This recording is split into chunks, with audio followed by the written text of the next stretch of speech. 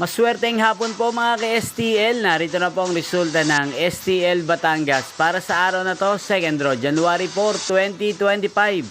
Araw ng Sabado, naway ang mga natayaan nyo pong mga numero kanina ay manalo nawa ngayong hapong ito, 4:30 PM. Kaya kunin nyo na po yung mga tickets. Narito na po ang resulta. Ang mga numerong nanalo sa STL Batangas ngayong hapong ito, January 4, 2025, 4:30 PM. Second draw result, 2 at 7 in exact order. Sa lahat po ng tumaya kanina sa STL Batangas para sa second draw ng 2 at 7, congrats po sa inyo. Panalo po kayo again, 2 at 7. At ngayong hapong ito sa STL Batangas, atin pong i-shoutout si Ate Sheila.